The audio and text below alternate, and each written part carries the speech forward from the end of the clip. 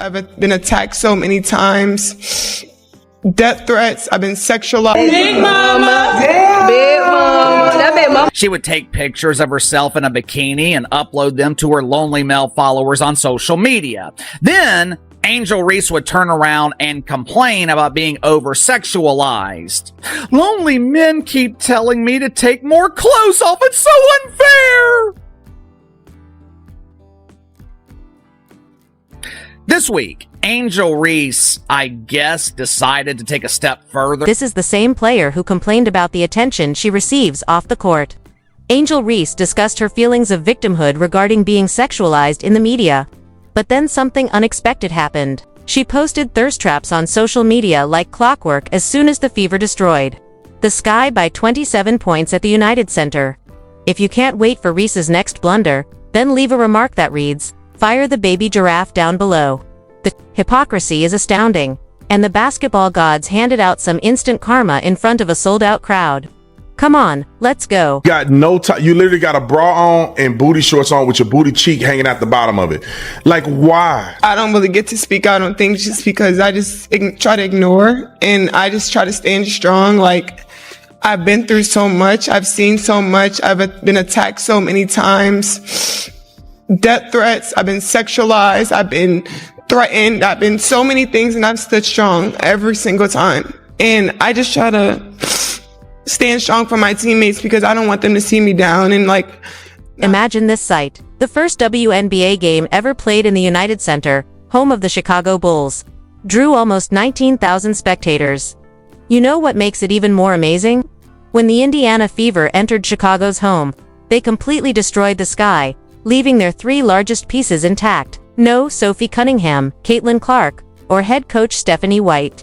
Just a bunch of hungry athletes eager to show that they didn't need their best players to humiliate Angel Reese on her court. To see a single example of Angel Reese being a leader outside of rebounding her own missed layups. What does Angel Reese do? What is her contribution?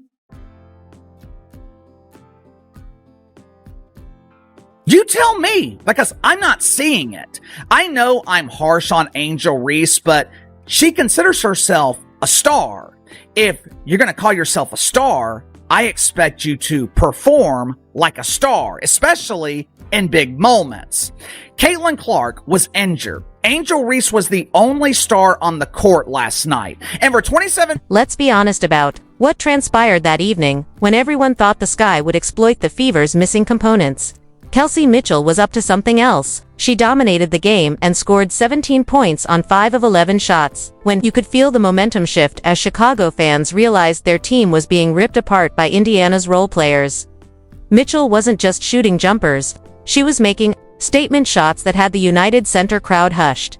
A lot of reaction coming in from last night's drubbing, destruction, annihilation, cremation, whatever you want to call it, roasting, sauteed, whatever your form of cooking may be. But the Indiana Fever absolutely dismantled the Chicago Sky. Lexi Hall arrived, prepared to work, making baskets from beyond the arc with a rhythm that makes coaches happy. She even reached 500 points in the second quarter, which is another significant milestone in what is turning out to be a breakout season.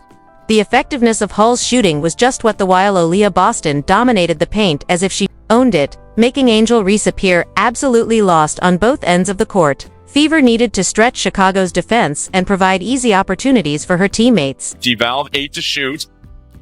Boston this time, working against Reese, pivots, puts it up, and one opportunity. Aaliyah Boston clearing out all the traffic. Speaking of RE, this was heartbreaking to watch as she only scored 4 points on 2 of 7 attempts, for a ruthless 28.6% shooting percentage. These weren't contested shots or tough looks. Rather, we're talking about the kind of REI was a -20 for the game, meaning that every time she took the floor, her teammates could only watch as she clanked shot after shot while the fever subsided. Layups are what high school athletes make while they sleep. Part 38! Let's get it! Life throws her lemons. She makes bricks. Bang! PSA to anyone watching. She is right-handed. Right-handed, by the way. She missed the rim by 3 feet, man. Bang! I gotta say, this is my favorite summer sitcom. Pecan? Butter pecan? Bang! Here's a stat. She's been blocked 20 times, and she's only made 21 hoops. What? Mary McDonald, who recently signed a hardship contract, came in and scored 12 points with 4 steals after Natasha Howard had contributed 13 solid points. McDonald appeared more at ease during her debut match with the level of planning and depth that distinguishes championship companies from those that depend on social media. Drama to remain relevant is greater than what Reese did in her own building. Bit of adversity, having certain players out or not at full capacity. McDonald, a huge triple in the corner. Mitchell, patient in the corner, flips it up top. Boston, other side. McDonald, another 3. I'm loving it. Consider this for a moment. Chicago. Fans paid a lot of money to watch their team play in the city's largest arena. And they couldn't bear to watch the last few minutes because the beating was so brutal. Some fans even asked Caitlin Clark for autographs during warm-ups, which shows you exactly where the real star power was that night. This wasn't just a loss for the Sky. It was a total collapse of everything when the final buzzer sounded on that 27-point massacre. It was evident which team had its priorities straight, and which was still learning the difference between basketball and Instagram content. However, what makes this beating even more embarrassing for Angel Reese and the Sky is that it wasn't even their worst performance against Indiana this season. The Fever's role players outworked, outshot, and outplayed Chicago's supposed stars without breaking a sweat. People in the crowd getting there early saying, "Hey Caitlin, can you sign my jersey? Hey Aaliyah, can you sign my shirt? Hey Sophie, can you sign my picture?" There were people asking for autographs in the Chicago Sky crowd that weren't even born yet the last time the Chicago Sky scored this little amount of points. There were people in the crowd who weren't even a thought in their parents' mind at the time that the Chicago Sky last scored at least 52 points, the lowest point total since 2. What's really amazing about the 27-point defeat at the United Center, Angel, Reese, and the Chicago Sky ought to have been rejoicing because they performed better than they did in their season-opening matchup with the Fever on May 17th at Gainbridge Fieldhouse in Indianapolis. The Sky was completely destroyed by 35 points in a 93-58 thumping that made the most recent defeat appear like a competitive game. Reese stands up, and Aaliyah Boston pushes it, making it a little rigid. Look at her, Angel, instead of approaching Caitlin. Oh my. Reese is upset. Wow, this was such a funny look. Looking at her, she was still going after a short while. What's going on? Let's go back to that May afternoon when Angel Reese believed she could get physical with Caitlin Clark and scare the rookie into giving up. Tension was rising during the game as Rhea attempted to establish her presence through aggressive play and hard fouls. She was pushing, talking, and doing everything, but I thought Angel Reese and Caitlin Clark were cool, but I don't know, man. The way Angel got up, she was like look at her. I mean, she was getting after it, fam. Oh my goodness. Now the funny thing is that Caitlin Clark was sniffing and walking away. Hold on, let me see if I can get a shot.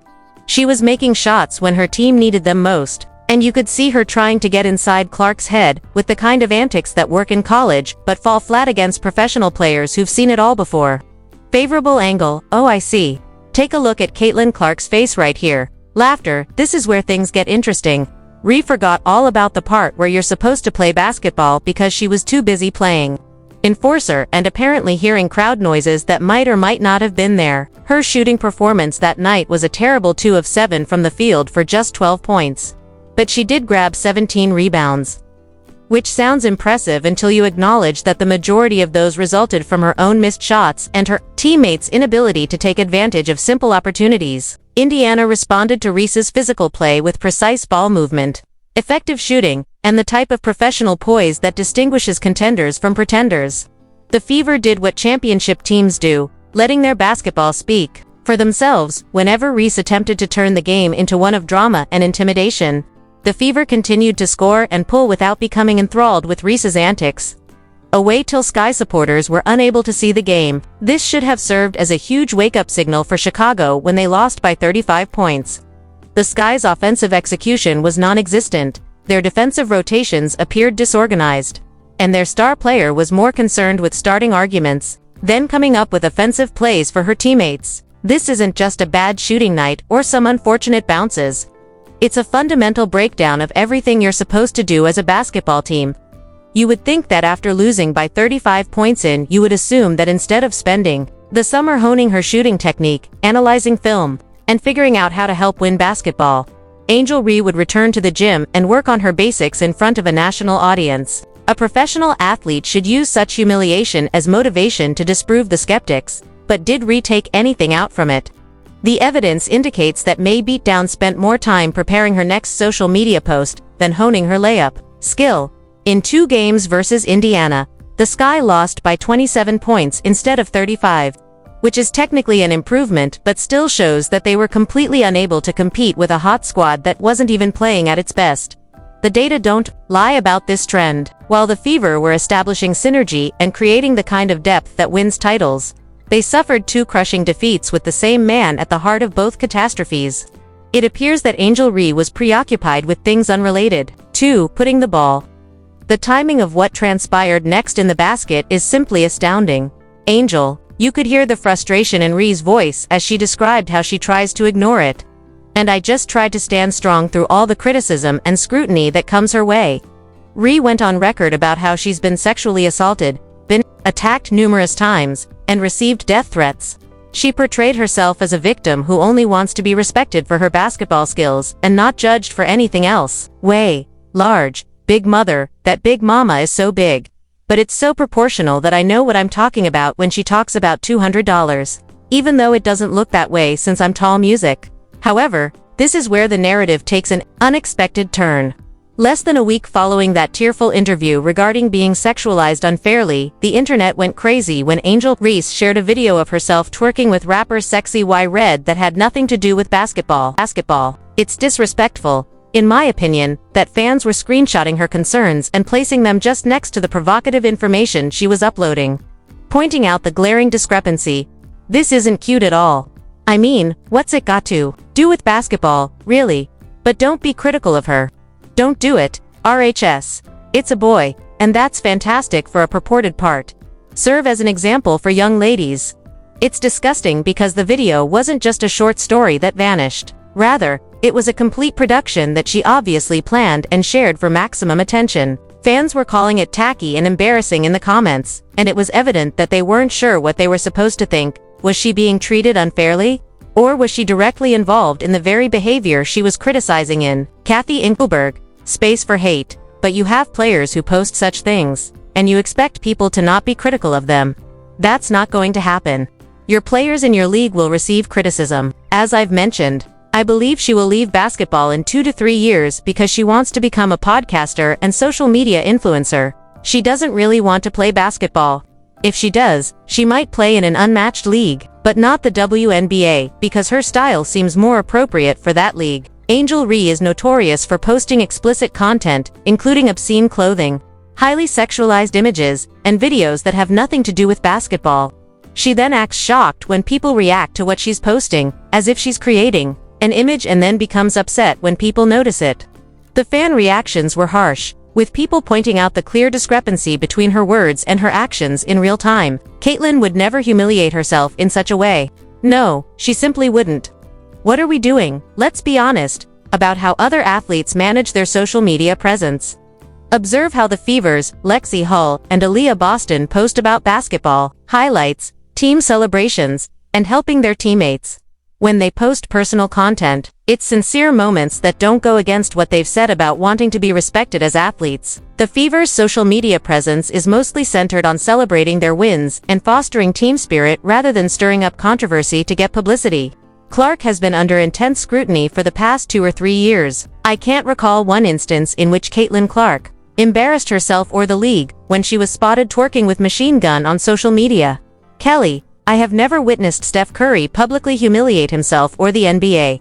The difference between Reese's style and that of players like Caitlin Clark, who maintains the focus on her basketball skills and lets her performance speak for herself, is remarkable. Developed a sizable fan base by being consistent in both her message and her behavior. She doesn't whine about attention while also pursuing it through offensive posts unrelated to her sport. Angel Reese wants to shake her ass and get approval from lonely men. Which is fine, but I believe what she truly desires, and this is just my conjecture. I don't know hers to be respected. It's difficult to gain respect when you're abusing yourself on social media. Even though most people don't think of Angel Reese as the league's face, she is. If you're the league's face, you have to deal with certain expectations and responsibilities. The real issue is that you're not spending time in the gym, honing your shooting form while you're planning thirst trap content and handling social media drama. The numbers from both games against the Fever tell the whole story. While Angel Reese was focused on everything but basketball, the Fever players were honing their skills in chemistry that makes games. When you publicly complain about being sexualized and then immediately post content that sexualizes yourself, fans begin to question whether you're serious about basketball or just looking for attention. The basketball gods seem to notice this contradiction as well, and they provided the ideal response by exposing her true focus through back-to-back blowout losses. This damages her credibility as a professional athlete and raises questions about her true priorities. Attire Angel Reese was looking amazing. She worked so hard to make sure her outfit was perfect. Do my boots match my jacket? Do my gloves match my hat? Here's the truth that Angel Reese doesn't want to face while she's busy playing victim and posting thirst traps after getting destroyed on the basketball court. Angel Reese spent a lot of time on this outfit, which raises the question of whether she spent more time on her pregame catwalk outfits or on improving her basketball skills. The Indiana Fever are creating something unique on the court. They have depth, chemistry, and players who know that basketball comes first. Fans are already anticipating what 2025 will bring when Caitlin Clark returns healthy. And this team will have even stronger support teams that prioritize winning games over creating drama. The Fever have demonstrated that they can defeat you, with or without their stars, and that is championship culture. If you're eager for Reese's next blooper, leave a comment below. To ensure you never miss anything, fire the baby giraffe below by liking, subscribing, and turning on all notifications. We'll see you in the next video. Click the video on the screen.